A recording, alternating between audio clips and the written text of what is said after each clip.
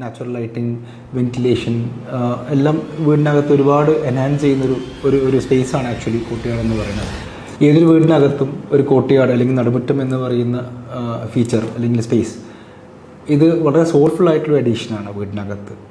So actually it brings in lot of positive energy inside the house in terms of natural lighting, ventilation എല്ലാം വീടിനകത്ത് ഒരുപാട് enhance ചെയ്യുന്നൊരു ഒരു സ്പേസാണ് actually courtyard എന്ന് പറയുന്നത്. ഇതിൽ ഒരുപാട് പോസിറ്റീവായിട്ടുള്ള effects both physically and emotionally human ബീങ്സിനുണ്ട്. കാരണം human beings are more tune towards greeneries and skies. അതുകൊണ്ട് തന്നെ വീടിനകത്തൊരു കോർട്ട്യാർഡ് എന്ന് പറയുന്നൊരു സ്പേസ് വീടിനകത്ത് ജീവിക്കുന്ന ആളുകൾക്ക്, വീടിനകത്ത് വരുന്ന ആളുകൾക്ക് കാഴ്ചകളുടെ ഭംഗിക്കപ്പുറത്ത് ഒരുപാട് ഇമോഷണൽ ആൻഡ് ഫിസിക്കൽ എഫക്റ്റ് അതിന് മുകളിലുണ്ട്. പക്ഷേ ബീയിങ് സെഡ് ഓൾ ദീസ്, ഒരു നടുമുറ്റം എന്ന് പറയുന്ന ഇതിന് ഒരുപാട് പോസിറ്റീവ്സ് ഉണ്ടെങ്കിൽ പോലും നമ്മൾ ഒരു വീടിനകത്ത് അത് ഇൻകോർപ്പറേറ്റ് ചെയ്യുന്ന സമയത്ത് നമ്മൾ ശ്രദ്ധിക്കേണ്ട ഒരുപാട് കാര്യങ്ങളും കൂടി ഇതിനകത്തുണ്ട്.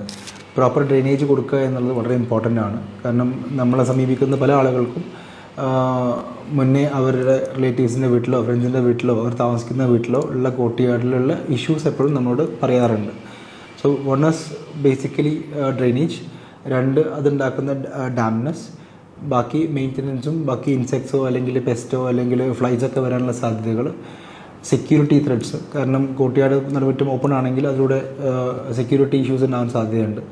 So once we are considering a courtyard inside the house, തീർച്ചയായിട്ടും അതിൻ്റെ എല്ലാ നെഗറ്റീവ്സും കൂടിയും അഡ്രസ്സ് ചെയ്തുകൊണ്ട് വേണം നമ്മളത് ഇതിലേക്ക് കൊണ്ടുവരാൻ വേണ്ടിയിട്ട്.